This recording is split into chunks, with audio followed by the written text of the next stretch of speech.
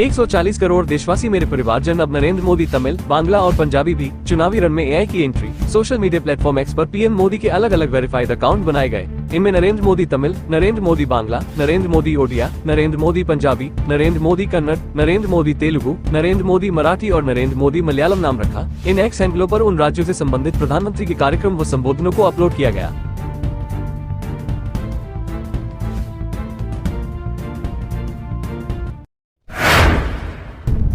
दीदी कैसी हैं? कोलकाता पहुंचे पीएम मोदी ने एयरपोर्ट पर मंत्री सुजीत बोस से पूछा ममता बनर्जी का हाल। प्रधानमंत्री नरेंद्र मोदी 2 मार्च को ही में बंगाल से 2 दिवसीय दौरा संपन्न कर गए थे, लेकिन मंगलवार की शाम को फिर कोलकाता पहुंचे। पत्रकारों के सवालों के जवाब में सुजीत बोस ने कहा कि उन्होंने मुझसे पूछा दीदी कैसी हैं? मैंने कहा आप ठीक हैं। सुजीत ने कहा कि शिष्टाचार के अलावा ऐसी कोई बातचीत नहीं हुई। प्रधानमंत्री के अच्छे स्वास्थ्य की कामना करने के बाद मंत्री चले गए।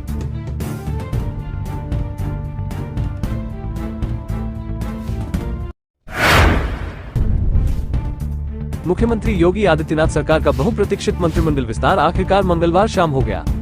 राजभवन में आयोजित शपथ ग्रहण समारोह में राज्यपाल आनंदीबेन पटेल ने सुबह सपा के अध्यक्ष ओम प्रकाश राजभर, भाजपा के विधान परिषद सदस्य व पूर्व मंत्री दारा सिंह चौहान, राष्ट्रीय लोकदल के विधायक अनिल कुमार और साहिबाबाद से सर्वाधिक मतों से जीतने वाले विधायक सुनील शर्मा कैबिनेट मंत्री पद की शपथ दिलाई। मंत्रिमंडल विस्तार के बाद अब योगी सरकार में 2 उप मुख्यमंत्री, 22 कैबिनेट मंत्री, 14 राज्य मंत्री स्वतंत्र प्रभार और 20 राज्य मंत्री सहित कुल 56 मंत्री है।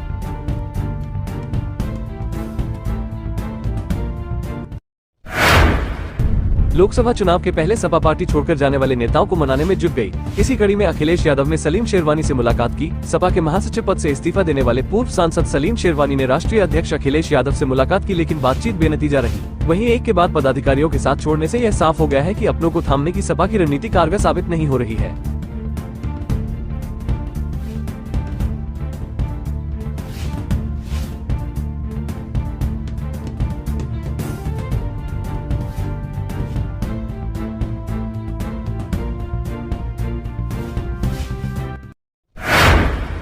योगी सरकार के मंत्रिमंडल विस्तार पर कांग्रेस ने भाजपा को घेरा। राय बोले सिर्फ जातीय संतुलन के लिए बनाया मंत्री। आरोप लगाया कि भाजपा की केंद्र व राज्य सरकार किसान व मजदूर विरोधी है। प्रदेश में लगभग 2.5 करोड़ किसान हैं, पर सिर्फ 10 लाख किसानों को ही मुआवजा मिला था। फसल बीमा के खेल में सिर्फ निजी कंपनियां फायदा उठा रही। कहा कि 16 नवंबर 2023 से प्रदेश में मनरेगा श्रमिकों को उनकी मजदूरी नहीं मिली, जिसका तत्काल भुगतान होना चाहिए।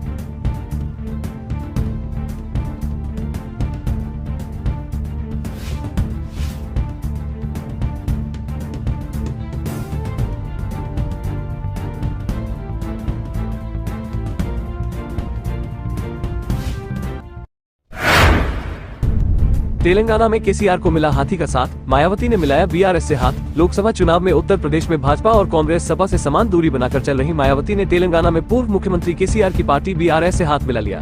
हैदराबाद में मंगलवार को केसीआर की उपस्थिति में बीआरएस ने बसपा के साथ गठबंधन की औपचारिकता पूरी की। इसके बाद केसीआर ने प्रवीण कुमार के साथ एक प्रेस कॉन्फ्रेंस भी किया।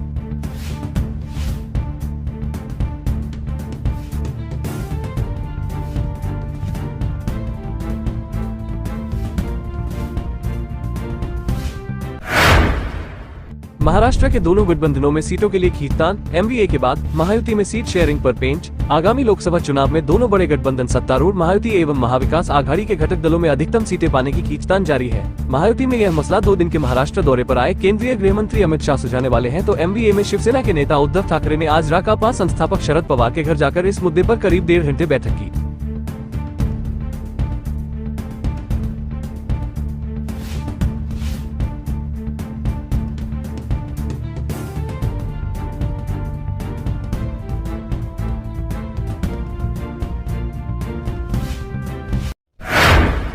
लखनऊ बनेगा लक्ष्मणपुर, शासन ने मांगी रिपोर्ट। जाने क्या कहती है पौराणिक मान्यता। उत्तर प्रदेश की राजधानी लखनऊ का नाम बदलने की मांग तेज हो गई है। शासन ने इस संबंध में राजस्व विभाग से रिपोर्ट मांगी है। शासन की तरफ से उप सचिव ने आयुक्त एवं सचिव राजस्व को भेजे पत्र में सांसद व रक्षा मंत्री के प्रभारी कार्यालय प्रतिनिधि डॉक्टर राघवेंद्र शुक्ला के पत्र का हवाला दिया है, जिसमें लखनऊ का नाम परिवर्तित कर लक्ष्मणपुर करने की मांग की गई थी।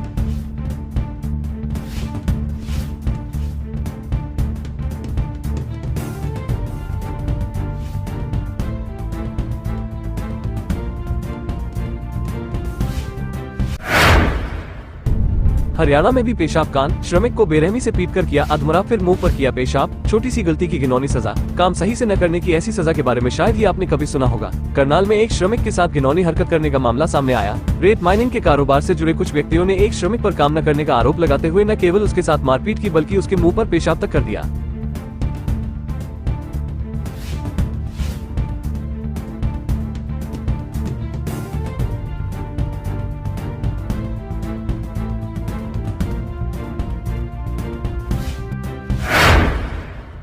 अपहरण और रंगदारी के मामले में पूर्व सांसद धनंजय सिंह को आज सुनाई जाएगी सजा। हो सकती है 10 साल की कैद। नमामि गंगे के प्रोजेक्ट मैनेजर अभिनव सिंघल का करीब 3 साल 10 महीने पहले अपहरण कराने, रंगदारी मांगने और गाली गलौज कर धमकाने के मामले में पूर्व सांसद धनंजय सिंह और सहयोगी संतोष विक्रम सिंह को एडीजे चतुर्थ शरद कुमार त्रिपाठी की अदालत ने दोषी पाया। अदालत आज मामले में सजा सुनाएगी।